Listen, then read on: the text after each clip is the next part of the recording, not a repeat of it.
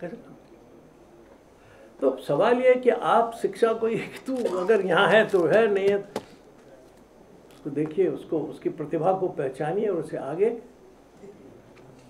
एक घटना जब मैंने अध्यापन शुरू किया था उस समय मैंने पढ़ी, घटना तो आज़ादी के पहले की है, मगर पढ़ी तब थी और वो मेरे अध्यापन का मूल मंत्र बनी। उस ज़माने में विद्यालयों में इंस्पेक्टर आता था, निरीक्षक, और खूब जोर से निरीक्षण होता था, अच्छी तरह से होता। विद्यालय भी कम थे और निरीक्षक भी कर्तव्य बोध से प्रेरित थे।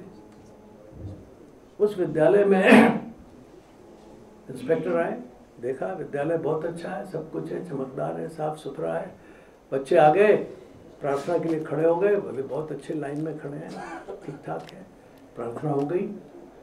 तो आजकल तो सेकुलरिज्म में प्रार्थना बंद करा दी, तो पहले होती थी। तो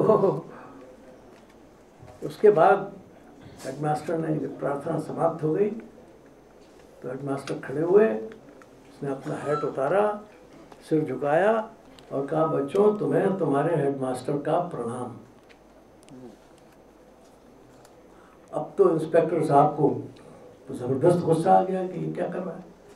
लड़के जब क्लास में चले गए तो उसने कहा, ये क्या बदतमीजी है भाई, है तुम इंडिसिप्लिन कर रहे हो। ये लड़का कल सड़क पे तुमसे कहेगा कि हेडमास्टर साहब स्कूल में तो आपने प्रणाम किया था, यार सड़क पे भी करो। अपने माता पिता को प्रणाम नहीं करेगा, कहेगा हेडमास्टर हमको प्रणाम करता है, आप करो। हेडमास्टर सुनता रहा। जब इंस्पेक्टर साहब ने अपना सारा गुस्सा निकाल लिया तो उसने कहा कि देखिए इंस्पेक्टर साहब, उस ज़माने में 55 साल में रिटायर हुआ करते थे लोग। बोले आप 50-52 साल के हो गए, आप इंस्पेक्टर हैं, इसके आगे बहुत होंगे तो असिस्टेंट डिप्टी डायरेक्टर हो जाएंगे, फिर बहुत प्रमोशन मिलेगी तो डिप्टी डायरेक्टर हो जाएंगे, इसके आगे आपकी गति नहीं है। बोले मैं भी 45-46 साल का तो हूँ, मैं भी बहुत बनूंगा तो डिप्टी डायरेक्टर, ज़्यादा से ज़्यादा होगा तो एडिशनल डायरेक्टर, मेरी भी गति वहाँ पे थी। बोले जो बच्चे हैं इनमें से पता नहीं कौन महान सेनापति बन जाए, कौन महान वैज्ञानिक बन जाए, कौन बड़ा कवि बन जाए, कौन बड़ा चित्रकार बन जाए, कौन बड़ा व्यापारी बन जाए, कौन जानता है। तो मैं इन बच्चों की जो हमारे देश की प्रतिभा है उस प्रतिभा को प्रणाम करता हूँ। तो शिक्षा और शिक्षक का ये रिश्ता होना जरूरी है कि मैं एक शिक्षक हूँ तो मेरे सामने जो प्रतिभाएं बैठी हैं, इन प्रतिभाओं को मैंने विकसित करना है, इन्हें योग्य निर्देशन करना है और इनके अंदर का जो गुणों का पुंज है उसको प्रकाशित करना है। तो शिक्षा में जब तक आप ये परिवर्तन नहीं लाएंगे, बाकी ग्लोबलाइजेशन ने और टेक्नोलॉजी में जो किया है वो ज़्यादातर इंस्ट्रक्शन का सर्वनाश किया है। शिक्षा का सर्वनाश तो पहले ही हो गया क्योंकि आपने उसको जोड़ा नहीं है, और जब जोड़ने का प्रयास हमने किया तो कहा कि आप भगवाकरण कर रहे हो, भगवाकरण कर रहे हो, आप इतिहास क्यों ठीक कर रहे हो, आप संस्कृत क्यों लाना चाहते हो।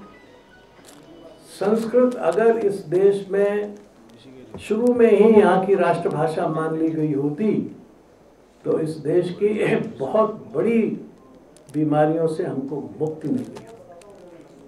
और आज भी मेरी ये मान्यता है कि इस देश के प्रत्येक छात्र को संस्कृत पढ़ना ही चाहिए।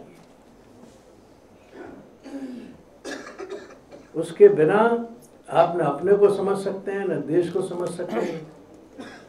आपकी हमारी मातृभाषा हमें अपने परिवेश से जोड़ती है, इसमें कोई शक नहीं। इस देश में बहुत भाषाएं हैं, सब ठीक है। हिंदी हमें देश भर से जोड़ती है। अंग्रेजी को कहा जाता है कि वो विश्व से जोड़ती है, मगर संस्कृत ब्रह्मांड से जोड़ती है। वो आत्मा का परमात्मा से संवाद है, वो क्षुद्रता का विशालता में विलीनीकरण है। कोई वैज्ञानिक इस देश का बिना संस्कृत के आगे जा नहीं सकता, क्योंकि बिना संस्कृत के उसे अपनी प्राचीन वैज्ञानिक धरोहर का पता नहीं। कोई चिकित्सक नहीं जा सकता, कोई संगीतकार नहीं जा सकता, कोई कृषक नहीं जा सकता।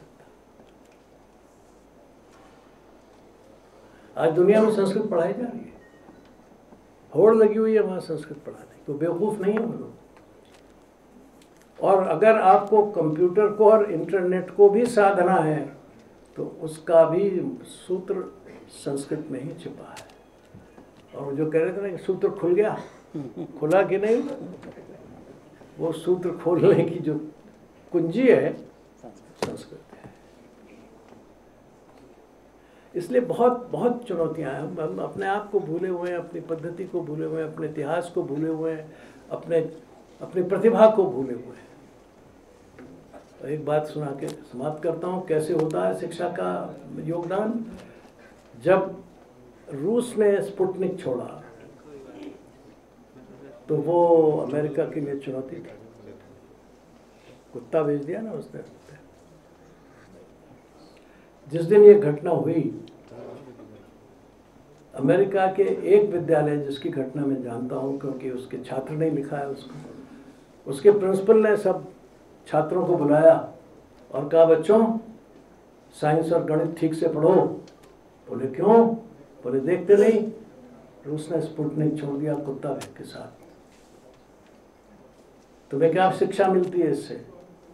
तो वो लड़का कहता है कि हमारे विद्यालय के लड़कों ने कहा कि हमें मानव उससे पहले पहुंचा के दिखाना है। बात खत्म हो गई, अमेरिका ने आदमी पहले भेज के दिखा दिया। ये होता है प्रधानाचार्य और शिक्षकों के बीच का संबंध। ये होता है अपने देश के संबंध में, अपने देश के बारे में एक स्वाभिमान शिक्षक और छात्रों के बीच में कैसे पैदा होता है। ये भावना कहाँ से आई? उसको कोई पाठ्यक्रम में तो नहीं लिखी थी, लेकिन वो जो शिक्षक था और जो शिक्षा का कंटेंट था वहाँ, वो लोगों को अपने देश से, अपने स्वाभिमान से, अपनी प्रतिष्ठा से जोड़े हुए था। ये कैसे हो सकता है कि सैटेलाइट हम पहले छोड़ें और कुत्ता रूस पहले छोड़े, तो आदमी हम पहले छोड़ के दिखाएंगे। इस भावना को अगर हमने शिक्षा के अंदर ठीक ढंग से अनुसूत किया, तभी भारत जगत गुरु बन सकता है। वरना आप देखते रह जाएंगे और लोग मंगल के ऊपर भी जा बसेंगे और पता नहीं किस किस ग्रह पे अपना डेरा बसा लेंगे, और हम उनकी आराधना करते रहेंगे कि आप बहुत आगे चलिए, कुछ किया जाए और देश को आगे बढ़ाया जाए। और इन चुनौतियों का सामना कोई कठिन काम नहीं है, थोड़ी सी हिम्मत कर ली जाए, सब ठीक हो जाएगा। धन्यवाद।